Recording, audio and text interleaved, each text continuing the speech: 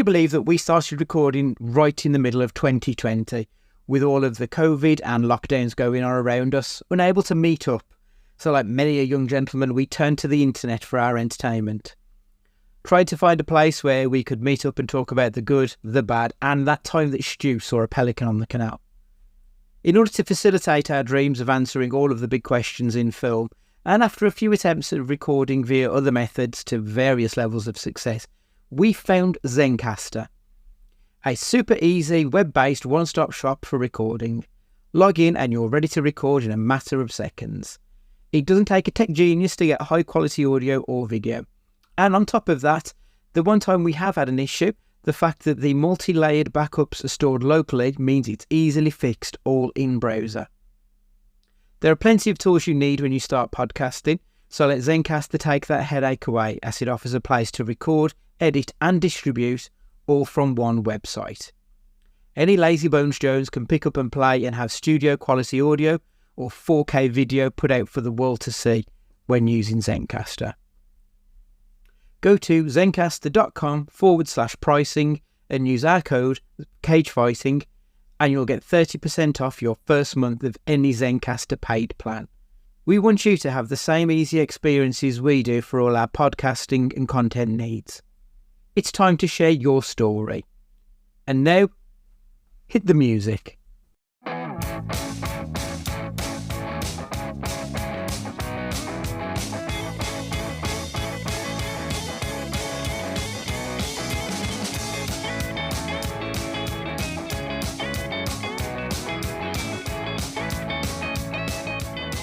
Hello and welcome to Cage Fighting. It's your main man Andy Gillard here. Hope everybody's keeping well in the world right now. Hello everyone, Stu here. Welcome back. And we're joined with Ash again for another look at what we've got to come for the rest of this year. Evening, Ash. They won't let me leave. As I said last week, we're going to be looking at the year in thirds rather than half and half. Half the reason being because last year when we did the first 6 months, I think within a week, 3 or 4 films had changed their release dates. So it became kind of pointless looking that far ahead. So we're just going to be looking at January, February, March and April. With January being part way through at this point, Ash, what have you seen at the cinema that's been released this month? I've only actually seen one thing, and that was Nosferatu. And that was something. It was very good. It was very raunchy, I think is the word, I think. I didn't expect to see old Nosferatu and getting his freak on, but there we are. Good film, really enjoyed it. Willem Dafoe's tremendous in it. I love Willem Dafoe. Yeah, I enjoyed that film. I've also seen A Real Pain that was released, which is Kieran Culkin and Jesse Eisenberg. I love that film. It's very much my kind of a movie, like a drama comedy with a lot of heart. That's me to a T, and that's what it had. Great film, some tremendous performances in it. Stu, have you seen anything released this month? I haven't even left the house. No, I haven't really. I was going to watch Nosferatu and then other things came up and I just ended up trickling away and I never went in the end. But that's obviously definitely on the list because I think every single person who's watched it loved it for different reasons. So yeah, that'll be on the list. The other one, maybe it'll be on the list of Andiness. So there's only so much Andiness you can take. I think you'd like it because Kieran Culkin, sort of like he's very much Romaning it, but probably to a much larger degree than he does in Succession. But yeah, I think you'd like it for his performance, to be honest. The other film then that's released in January, I've only got one that's released this month left that I think is probably worthy of mention. And it's one where I feel like they've probably missed the boat a little bit. But Saturday Night is going to be released at the end of the month. Now, this is a film that has been out in the States for quite some time, so it's already available to stream. So a lot of people who are interested in this have probably already seen it, which is such a disappointment because it is a very well-made movie about the opening night of Saturday Night Live. I think it's either the kind of thing that you're really going to be into or you're just not going to be asked in the slightest. It does have cousin Greg playing Jim Henson though, Stu. So like it's good for that, if nothing else. It's also got the guy who played the Riddler in Gotham playing Chevy Chase, doing this note perfect performance as Chevy Chase as well. Very good. And the best Dan Aykroyd impression ever. I had to check to see if they were related because it was so good. Yeah. Did you get round to watching this one, Stu? Yeah, I watched it. And having no real, I mean, I knew 3 people in the film. Mm. Dan Aykroyd, Chevy Chase, Jim Henson, who I knew, obviously I've heard the names before, but actually knowing mannerisms and things of the time, seeing footage and stuff like that, obviously never have seen Saturday Night Live until about 2 years ago because of reasons.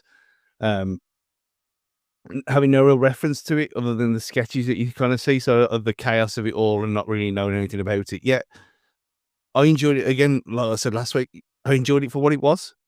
Although the real time part about it was really good. And that either goes one or two ways, doesn't it? So you either get 24 and you work perfectly, but then you get so far in and you're avoiding cougars in the wilderness in season 2. So it doesn't always work, but I think for this, it was perfect and it was chaos and it was really well done. And I thought it wasn't, and I've seen it since, like someone's put a side by side of the certain scenes that they're filmed. They're identical to the original ones, and they kind of are shot for shot exactly the same. Incredible. I thought this was a really enjoyable film with not many people I recognise. I mean, obviously, as I said, cousin Greg, Nicholas Braun, Rachel Sennott's in it, and Willem Dafoe. J.K. Simmons turns up and whips his cock out, which did make me laugh. Yeah, good film. I would thoroughly recommend people get around to seeing it. Ash, is this one that's on your radar at all? I'll wait for when they do the how Noel's house party was made. No, I think I'm obviously a bit younger than you guys. I think I'd missed the boat with Saturday Night Live. So yeah, I'll stick to Noel and Mr. Blobby. Thanks. Saturday Night Live's a bit of a weird one because it's obviously got a cult status in America. And Stu, I'm guessing like me, your first interaction with it probably would have been Wayne's World. Yeah. Exactly. It never really caught on in this country for whatever reason. But yeah, I think it's one that you'll either get it or you just won't be bothered in the slightest. Yeah. I mean, obviously, I don't know. The other people. You know Chevy Chase for being a bellend and for being National Lampoons. Obviously, you know Dan Aykroyd from Ghostbusters, and you kind of Jim Henson from being a bit of a strange puppet man. But other than that, like the guy who started singing with the controversial song at the end with the band, I had no idea who that even was. I'd never heard of him before. No. But yeah, enjoyable. Yeah, so from that point of view, from not knowing who they are and knowing certain people and not knowing the format, well, the actual show itself, I enjoyed it. So it's one of them. You can kind of see why it's been kind of shunted to January when there's nothing else to see. And the kind of hopes that you might get a few dregs of people intrigued at the performances because word of mouth. But yeah, it's not going to be a ratings hit, is it? So it was enjoyable enough all the same. Yeah, completely with you on that one. Moving into February, this is a bit of an odd one because it was released on the 13th of January in the United States, but we're getting it on the 24th of February, even though it is a British independent horror film produced by ITN Studios. I don't know why they're getting it over a month before us, but Peter Pan's Neverland Nightmare is going to be the third film in the Twisted Childhood, whatever it's called, universe. So it's going to be part of the Winnie the Pooh universe. Fuck the MCU, give us the TCU. Blood and Honey 2 was an absolute fucking stinker of a film. First one's not good. The first one's not a good film, but the second one is actively bad. Stu, where do you sit on the Winnie the Pooh nonsense? They're just they've just replaced the Asylum films, haven't they? That's what they are. Yeah. They're shit. Yeah. They know they're shit. We all know they're shit, but it's funny anyway. And we will still be watching them. That's Yeah. the thing, isn't it? Ash, I'm guessing you might be a fan of this world by the sounds of it. Oh, it's garbage, in it. It's class. Well, yeah, they are like the Asylum films, but they've got that little hook, haven't they? Like the Disney/kids, the things you grew up on. So they draw you in like crack, and then they hit you with the bad heroin, and you're just like, yes. Are you coming back? I'm looking at the pictures of the cast at the minute, and bad heroin is a good description. Have you got the list of all the other ones that are coming? I don't have that in front of me. I'm sure. It's gonna burn. And for Did Childhood Universe. Is there a wiki for fucking hell? Yeah, so we've got Peter Pan and then the upcoming one. Oh, so we've got more this year. We had Bambi the Reckoning. This Pinocchio Unstrung and Pooniverse Monsters Assemble. What's that? Phase 1, so we're ending with their version of the Avengers. Phase 2, we've got Winnie the Pooh 3, Tigger's Return, Alice and the Mad Hatter. Then we've got Awakening Sleeping Beauty, Snow White Returns. They're doing a Tinkerbell spin-off, another Peter Pan. fuck you, Marvel, you caused this. Yeah, it is their fault, isn't it? It's ending. Well, I say it's ending. The last one currently announced is an untitled Mary Poppins horror film. The Infinity Saga. There's 2 cancelled properties, which are an untitled Sherlock Holmes film and an untitled Thor film. Oh, I'm intrigued by this untitled Thor film. There's no notes on it, so I've no idea what actually happened there. Bambi the Reckoning. Oh. Yeah. It's either going to be, it's either going to be people in suits or puppets or bad CG. Or all of it. Yeah, we're eating well either way. Yeah. So, I mean, we'll all be watching this one then, won't we? I'm guessing. Yeah. Too right. Yeah. One I'm less sure about. Bridget Jones, Mad About the Boy. Now, we did speak last week about kind of enjoying where Hugh Grant is in his career at the moment. I don't know if I'm interested in him returning to this project. It is written by Helen Fielding, who wrote the book, so she's done the screenplay for it. So, like, there is that authenticity there, but the first one I think is actually a decent film, but then 2 and 3 I thought were pretty shit. I don't know why we're back for a 4th. Stu, is this one that, like, tell me about the original, your thoughts on the original, and then what are your opinions on sequels? I can tell you my thoughts because I've never seen any of them. Oh, really? That No. kind of surprises me. Because the first is fun. Yeah, I couldn't care less. We had 365 Din on Netflix. That's better.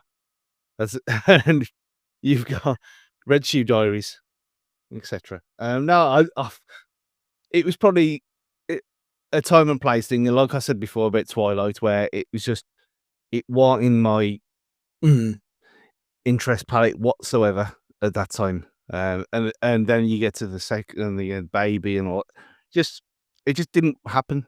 And I saw the trailer for this, because I had no idea what it was, and I saw it. I thought, well, you look vaguely familiar. Not saying anything about the work she's had done. I hadn't seen her for ages. But I thought, yeah, this is exactly why I haven't seen these films. It just doesn't do anything for me at all. But it'll make shitloads of money, won't it? Because there is people who love it. So Well, I think it's straight to Peacock, so it probably won't make fucking anything, to be honest. Yeah. Ash, is Hugh Grant enough to pull you in on this one? No, good luck, And no. and Isla Fisher. We get a bit of Isla Fisher in there. I mean, could be worse. It could be, but you have to put with the substance herself of Renee Zellweger. I'm just going through all the posters of the different films, and it's jarring how different she looks. Hmm. Like she looked generally like Girl Next Door in the first one, and then it's just turned into just plasticine. yeah, it's the Erin Moriarty affecting the boys. Yeah. Speaking of things that look absolute dog shit, Captain America: Brave New World is released on Elitides. Good day. The trailers on this, the CG looks absolutely horrific again. Stu, this is day one for you, I'm guessing. Of course it is. You can't escape it. Don't want to escape it. I'm never giving it up. Even how bad it gets, I'm never giving up. It's got to that stage now. But I liked Falcon and Winter Soldier to an extent, and then it went the same way as all the other series went. Ran out of steam pretty quickly, didn't you? Yeah, and then you had the fake Captain America and the weirdness of all that. That's never been explained or gone anywhere since. But yeah, of course, I'll be there. It's probably going to be bad, but there we are. Harrison Ford, though, I mean, we do like Harrison. That's the saving grace of this, I think, for me, but I won't be there. Dolan? Through protest, probably. Yeah, it's gonna hurt my soul seeing Paul from Shrinking, and he's just gonna be phoning it in, whereas he's been doing superb work on Apple, actual proper content, and then it's just the slop for the piggies are just. Yeah, I could put it better myself. I know it's technically not film, but have you seen the trailer for Daredevil TV series? No. Got released. That looks better. Somebody drop kicks a guy in the kneecap, and that just looks diabolical. So I've got hopes for that, but none of this swap. Also in February, the week late on the 21st, we are getting The Monkey. So this is written and directed by Osgood Perkins, he who did Longlegs. It's based on a Stephen King novel of the same name, produced by James Wan, who obviously has got quite a decent reputation in this world, starring Elijah Wood, who, a bit like your Harry Potter lad, he's someone who made a lot of money and now just does stuff that he thinks looks interesting. I'm kind of excited for this one just because I really enjoyed Longlegs, that I'm going to be there to see this one too. Stephen King adaptations are very hit and miss though. Like they're either really good or really bad, and there's very few in between. Ash, thoughts on this one? Isn't Thingy the star of this? Theo James. It is, yes. Yeah. After was it The Gentleman? The Netflix show. He was decent. He was decent in that, and I always remember him from the first In-Betweeners movie as the fucking bully guy. So yeah, no, Stephen King ones genuinely, you always give him a try and then go, oh, this is awful or this is okay. I'll be there. That'll probably be a day one for me, I think. Stu, thoughts? I mean, obviously, as you said last week about Longlegs being an enjoyable performance, are you going to give Osgood Perkins another go? Yeah, of course. A bit of a Stephen King renaissance as well. And like that show Under the Dome, which was actually really good. Yeah, no one really talked about it again. Just lost in the bad scheduling again. But yeah, this looks intriguing, and it's almost like this will be a middle of the day on a Friday one where there'll be no one else in there, and it'll be great. Yeah, that's the perfect kind of time to see a film, to be honest. That's how I live my Fridays. moving into March, we've got a film called Novocaine. Audible, Nathan Kane. Sorry? audible edit. There's another film in February, September 5. Okay. Oh yes. I've told you about this, Andy. Right, okay. I'm just pulling up the Wikipedia. Talk to me about it, Stu. It's only because I saw Sarsgaard on the It's Called Soccer, and he was talking about being a Liverpool fan, but annoying. Basically, on the IMDb Spurl, it says during the 1972 Summer Olympics in Munich, Germany, an American sports broadcasting team must adapt to live coverage. The Israeli athletes being held hostage by a terrorist group. And you look at it, I remember you mentioning this one to me, Ash, now, thinking about it. Yeah. there's hardly anyone in it who I know who I've seen before other than him. But it looks intriguing. Yeah, Ben Chaplin, who was in the original Game On, who's the original Matthew in Game On. That's the only face I recognise other than Sarsgaard. Yeah, that sounds like it's up my alley. A bit like the Steven Spielberg Berlin? No, Munich. No, Unit. Munich, yeah. Munich, yeah. Yeah, it's the same event, isn't it, this, if it's the 1972 one. So I enjoyed the Spielberg one. I'll be checking this one out too. Yeah, I remember you being quite excited at the sound of this one, Ash. Yeah, this looks like it could be up my sort of thing. The way the trailer looked kind of reminded me a little bit of Argo as well. And I loved Argo. Yeah, big fan of Argo. Yeah, I'll be adding that one to my my list of films. So yes, then November. Sorry, no, not November. What the fuck? March. Novocaine. That's why I was getting confused. So Nathan Kane is a mild-mannered introvert with a rare disorder, congenital insensitivity to pain, who must rescue his girlfriend who has been taken hostage in a bank robbery. So it is basically a film where Jack Quaid cannot be injured or he cannot be hurt and he's just going to be running around. I don't know why. Breakable. Oh yeah, I'm getting visions of like Crank and stuff, and I'm really hoping that's what it's going to be, because I'm there for that. If this is going to be a new Crank, then give it to me, because that's excellent. It's definitely what I want to see more of. Jack Quaid, like we like Jack Quaid, don't we? Yeah. And he's the kind of just the right level of silliness to embrace this kind of thing as well. But if that's what this is going to be, but yeah, we talked about this like when we had the Beekeeper last year, where we need more of this nonsense. Yeah, yeah. We don't get enough silly shit, do we, anymore? Action comedy doesn't. I mean, we're getting Nobody 2 coming up like much later down the year. We don't get enough of those films anymore, so I'm really hoping this is what it's going to be.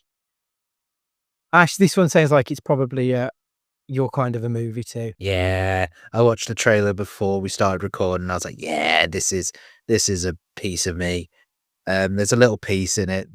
During one of the action things, where he says, "You're not Wolverine," because he's punching the glass. He's punching glass on the floor, and he says, "You're not Wolverine." He's just got glass in his knuckles. And so, yeah, this looks bullshit. Give it me, inject it. Love it. Brilliant. One that I don't think, well, I know that two of us won't be that interested. Ash, you'll probably be seeing this one against your will as well. Disney's Snow White, the live action remake. The trailers for this look absolutely horrific. This does not fill me with any hope. I like Rachel Zegler. I've got no interest whatsoever in this. Is it going to make $1 billion though, Stu?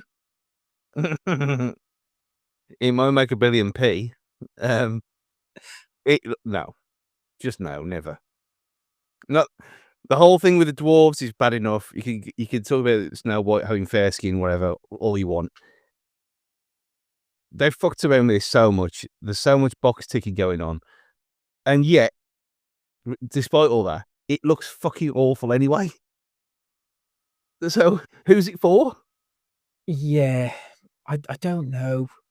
I mean, it's from Mark Webb, who did the 2 Andrew Garfield Spider-Man films, and Greta Gerwig is she's done the screenplay on it. So like, there's a bit of something there, but I don't know what any of these live action remakes are for, if I'm being perfectly honest. And this one doesn't look like it's going to be changing my opinion.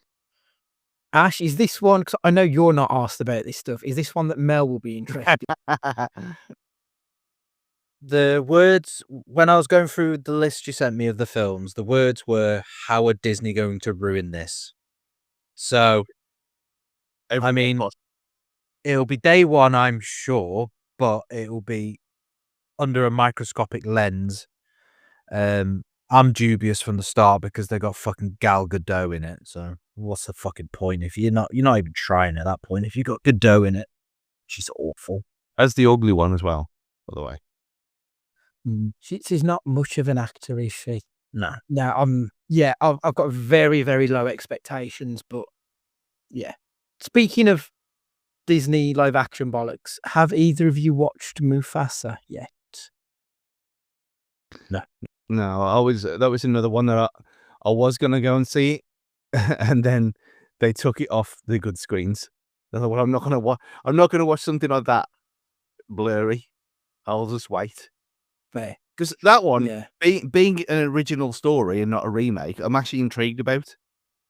But that's the only reason. It's still, it's not. They're not animals, are they? They're not real animals. They don't look like real animals. They're somewhere in between. Which, if you're gonna do it properly. I didn't like the Lion King live action version. And the clips I've seen of this, you can't really figure out who is supposed to be who, and I've given it a miss. It might be one that I might revisit when it's available to stream, but I haven't heard much positive either. And it's Barry Jenkins, who he's a fucking tremendous director, and he's wasted so many years doing this film.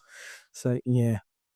We had the option we went to the cinema on Christmas Eve, and it was the option of either Mufasa or Sonic 3. And I'd been in work, and I said, I'd rather watch Sonic 3 because I know I'm going to be happy and enjoy that. And I don't want to come out of being in work on Christmas Eve and then go and watch Mufasa and be pissed off.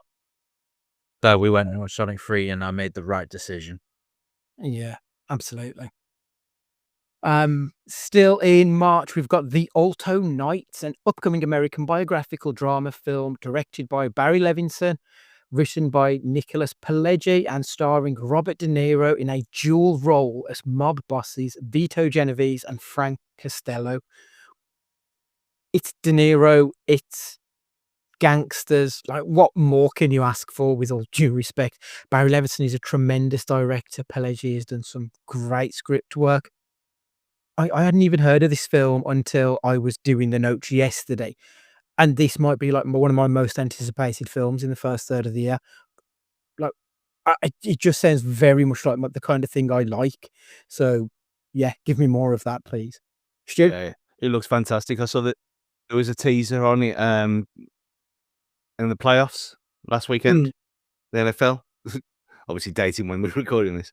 But yeah, it was obviously you can't escape it other than putting it on mute or doing the ear thing, which I don't really didn't like doing that at home. But yeah, it was a teaser, and it was just enough. And it looked like a proper, like, on form De Niro as well. I'm not pissing about De Niro, like what you'd expect to see from this film. It looks great. perfect. And obviously he's reuniting with the person who wrote Goodfellas. So Pileggi wrote Goodfellas, so high hopes. Ash? John Blackthorne's in it.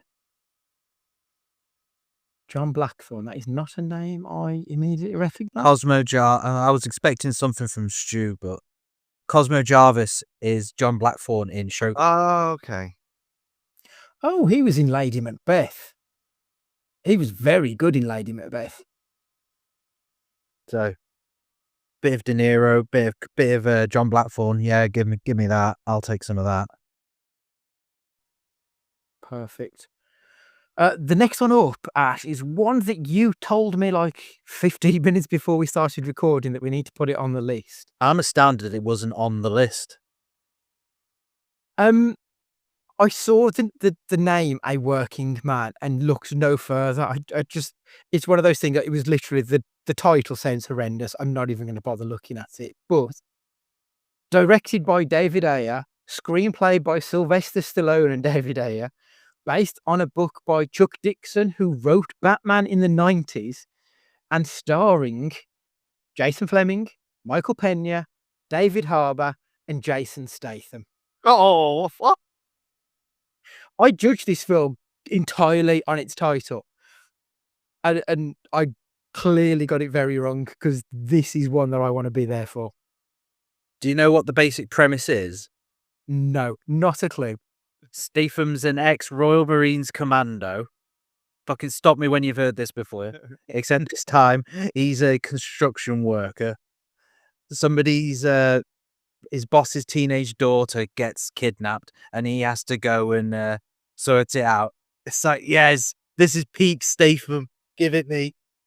When I said we need more beekeeper, This is Beekeeper, but with hard hats. Yeah.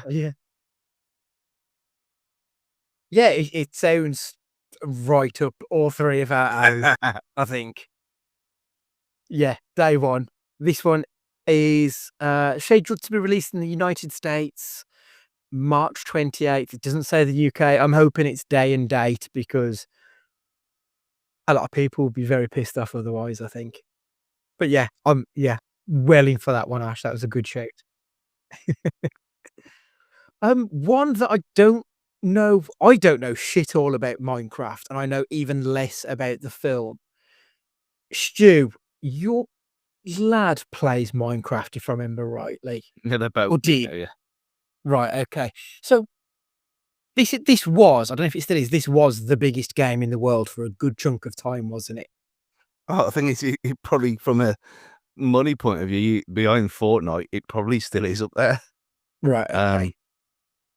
But I mean, it's infinite possibilities. If they could Lego movie this easily, and it be something like that. I've watched them, both of them playing it. I've watched them playing together across multiple machines, from one upstairs, one downstairs, and building things and setting fires and stuff.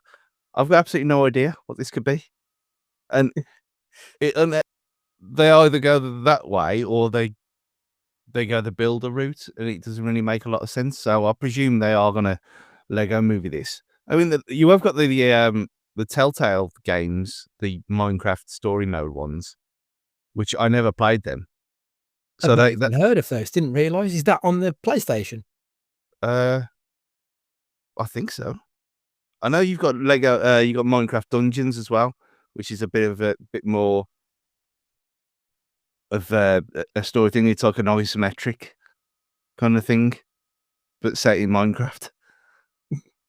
So they have done this kind of thing before. Yeah, Minecraft story mode. Yeah. It's news to me. According to IMDb, the premise is 4 misfits find themselves struggling with ordinary problems when they are suddenly pulled through a mysterious portal into the overworld, a bizarre cubic wonderland that thrives on imagination. To get back home, they'll have to master this world and protect it from evil things like piglins and zombies too, while embarking on a magical quest with an unexpected expert crafter. Together, their adventure will challenge all 5 to be bold and reconnect with the qualities that make them each uniquely creative, the very skills they need to thrive back in the real world. This is just fucking Jumanji, isn't it? Tron, yeah. Yeah. I won't be bothering, I don't think, if I'm honest here. The trailer, I watched like 10 seconds, and that was enough for me to not bother. Ash, any interest whatsoever in this? I'm an adult who likes Pokemon. I'm not a weirdo. The only way I'd be drawn in is because it's Jack Black and Jason Momoa. But I don't think even that's enough for me. Like, nah, this Minecraft was past me. I think it's just too kiddie for me. So Yeah, I'm with you on that one. Like, what about it? I mean, the cast is stellar. Jennifer Coolidge is in it. Matt Berry, Kate McKinnon, Jermaine Clement are all in it as well. But more. Stu, is this one your kids are interested in at all, or are they even aware of it at this point? I mean, Ethan might be. To be fair, I mean, he might want to go and watch it. And Corey's, you know, chance. He's 7 years old. He ain't gonna sit through this. Fair. But you don't have the thing where you just mentioned the Jumanji factor and how it was Dwayne-ified and it made it fun from a franchise of one film from 20 odd years before. So if they turn this into something like that, then it might be a surprise hit. Who knows? It's a big ask to do it again with something else, but I wouldn't put it past them. Will be interesting because that first Jumanji was better than it should have been. The second one got away with it. It's not great, but it got away with it. Can they do a third of what essentially sounds like exactly the same thing? Be interesting to see. I'll await the reviews on that one before making a decision. This next one that I thought sounded really quite interesting, and it's got pretty much nobody in that we've ever heard of, but it's produced by Michael Bay and Jason Blum, and it is a film called Drop. It's an American thriller. Violet is a widowed mother on her first 18 years who arrives at an upscale restaurant where she's relieved that her date Henry is more charming and handsome than she expected. Their chemistry begins to curdle as Violet begins to be irritated and then terrorized by a series of anonymous drops to her phone. She's instructed to tell nobody and follow the instructions, or the hooded figure she sees on her home security cameras will kill Violet's young son and babysitting sister. Violet must do exactly as directed, or everyone she loves will die. Her unseen tormentor's final directive is to kill her date, Henry. It sounds like, it sounds like the perfect shoulda film. You know what I mean? It's like it's going to be a bit low rent, but it's going to be fun and it's going to probably be silly with some nonsense thrown in. I like I say, the only person on here whose name I recognise is Brandon Sklenar, who I think is in the he's wrapped up in the whole thing with Blake Lively and Justin Baldoni. He's part of that crew. That's the only name I recognise on that list other than the producers. I'm kind of intrigued by this because the premise of it sounds fun. The only thing I've got against it is it's Universal. And it kind of feels like it should be a small film rather than a big studio movie. But I'm intrigued by this one. Any thoughts? Yeah, it feels like the kind of remember that cage film that we watched, the one with in the glass house where there was a break in. Mandy? No, not Mandy. Not fucking Trespass with Nicole Kidman. Trespass. Your filthy lust let them in. That's what I was thinking in my head. I love that film. It's terrible. Yeah, again, this feels like a throwback to something we haven't seen for a while, which we used to see all the fucking time. Yeah. So from that reason, I'm in. Oh, actually, the production company, obviously, so it's Blumhouse. Ash, where do you sit with Blumhouse? I feel like they're a very hit and miss company. Half the time it's mostly miss, isn't it? Didn't Blumhouse do Imaginary? I believe they did, and they did M. Gun and Freddy's, and they did The Orphan, which I really like the first one, but the second one's a shitter. They know they've got their niche, haven't they? There definitely is a niche. Didn't they do I'm trying to read now. Paranormals, Insidious, Sinisters. You definitely got a niche. But I say I can't forgive them for Imaginary. Fuck them. Yeah, that was a proper stinker of a film. That was. Yeah. Next up in April is another horror film. We've got quite a few horror films coming up, which is kind of nice to see after last year. Starring Michael B. Jordan, Haley Steinfeld, Jack O'Connor, and it is directed by Ryan Coogler, who did Black Panther. It's a movie called Sinners. I really like Michael B. Jordan. I think he's excellent in pretty much every film I've seen him in. So I'm looking forward to this one. The premise on this one, trying to leave their troubled lives behind, twin brothers. I think they're both played by Jordan because he's playing Elijah and Elias. Return to their hometown to start again, only to discover that an even greater evil is waiting to welcome them back. Coogler and Michael B. Jordan, like that's a match made in heaven for me. So I'm there day one. Ash? Yep, I've seen that trailer. As soon as I saw that trailer, I saw Michael B. Jordan and Coogler. I was like, yes, sir. Because that was potentially the last time a bad guy was interested in the MCU. Was Killmonger. Yeah, the trailer's got me proper into it. Quite interestingly, I've not seen what because it's supposed to be a horror. I don't know what the horror is, like what's the bad, and that's intrigued me even more. Yeah, that's better, isn't it? Keep you on your toes. Yeah. Just noticed as well, Delroy Lindo's in it. Like I'll always give Delroy Lindo film a bit of a go. Like any one of Spike Lee's regulars, yeah, they're always worth a shout. Bob Benson Miller's in it as well. Yes, He's the big fucker that's in. Was he in Ballers? yes, yeah, he was in Ballers and 8 Mile. Yeah. Going way back, yeah. Stu, you in for this one? Yeah, once I can get over the fact that he helped to turn Bournemouth into like Barcelona, which is annoying. Yeah, he's a fascinating character. He seems to have something about him as well. Like he's a bit edgy, but he's not a complete bellend. Mm. So yeah, intriguing. I wouldn't say day one, but it's definitely on the list. Super.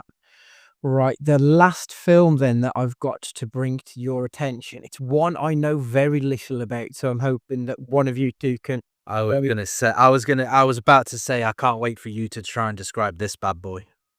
Yeah, I've no idea about the Until Dawn franchise. So, how many games are there on this? Like, Stu, what is Until Dawn? Explain. No, well, it depends what you're going to count.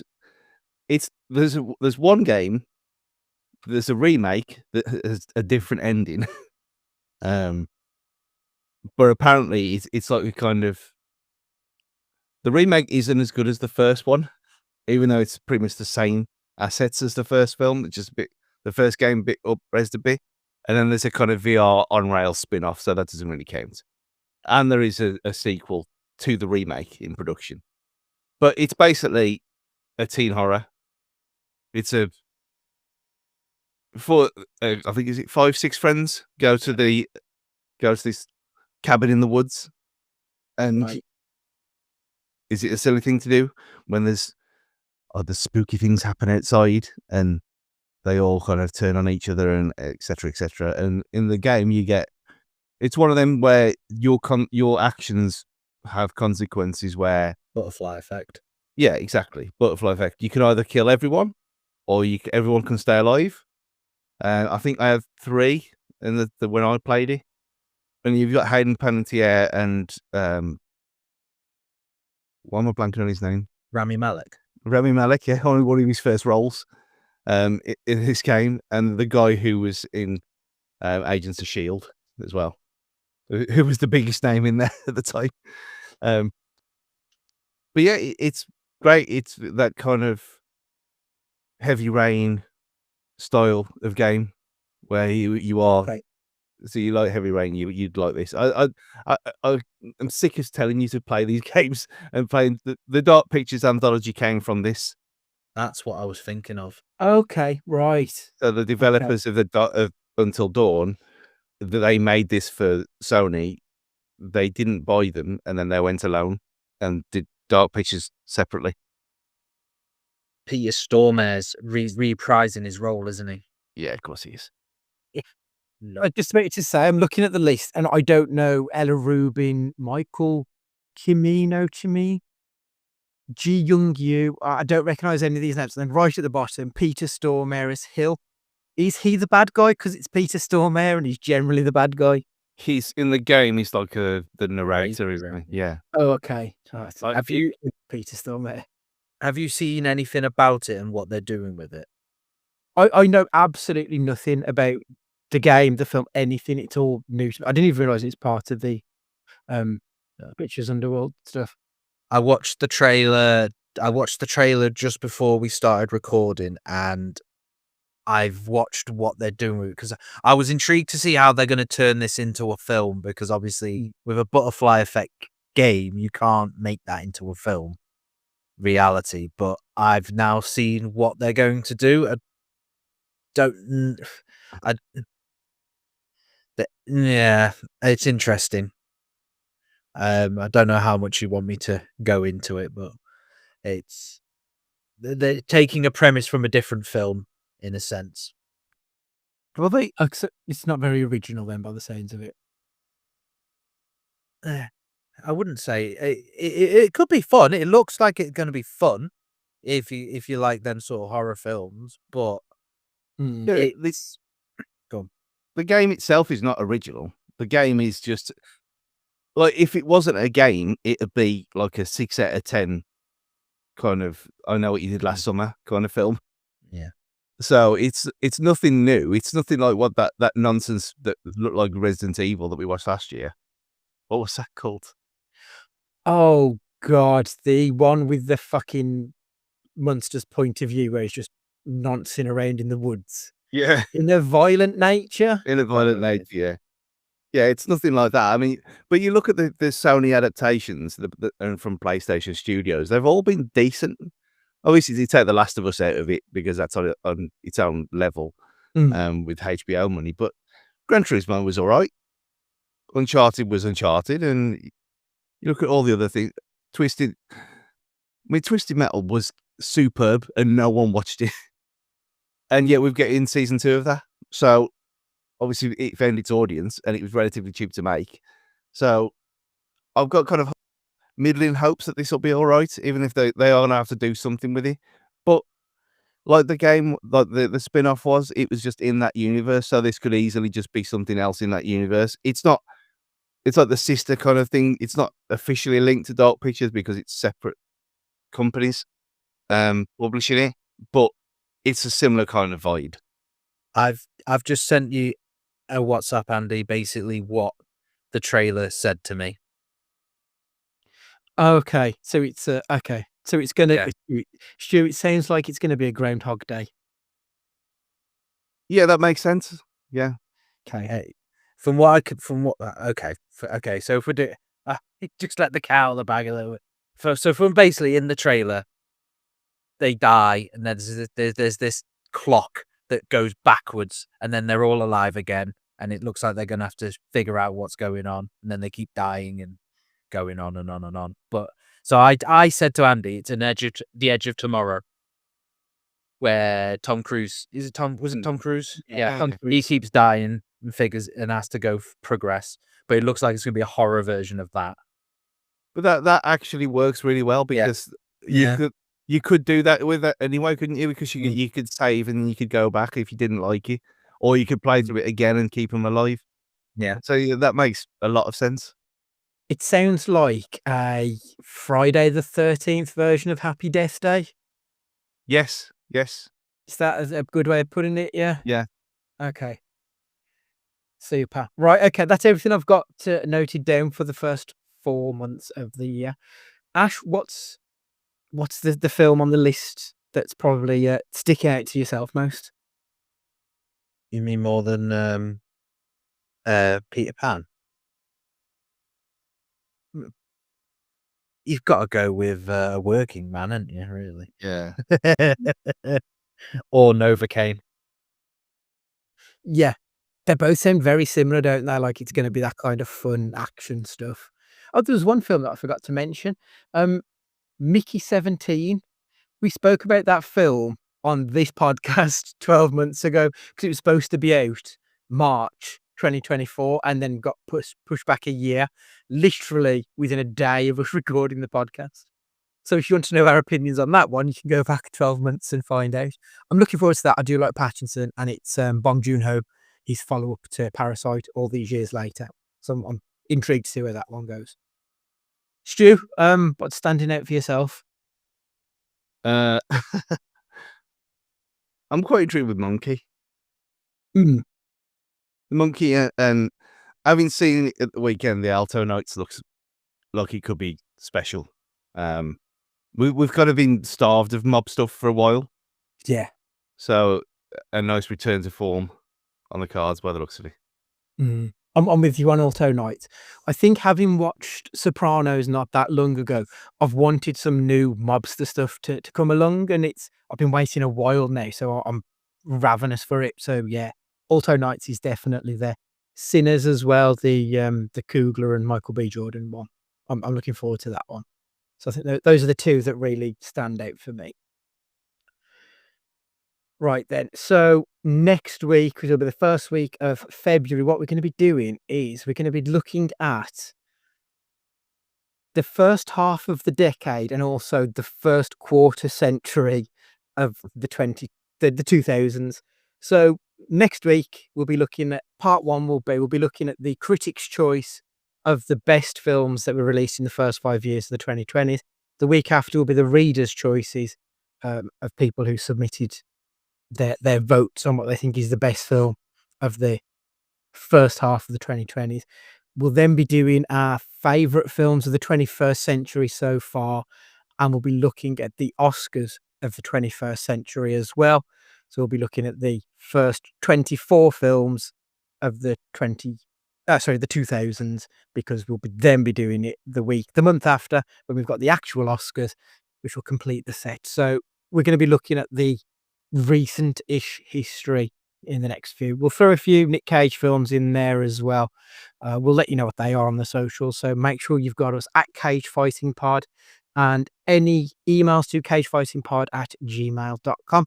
Make sure you subscribe to whatever podcast it is that you listen to us on, and if you could leave us a 5-star review, we would love you forever. And for this week, Ashley, would you like to say goodbye? The fucking... Don't call me that, for fuck's sake. You don't call her as my mother. Fuck's sake. Bye. Stuart, would you like to say goodbye? Take care of yourself and each other. And it's goodbye from me. And remember, be excellent to each other.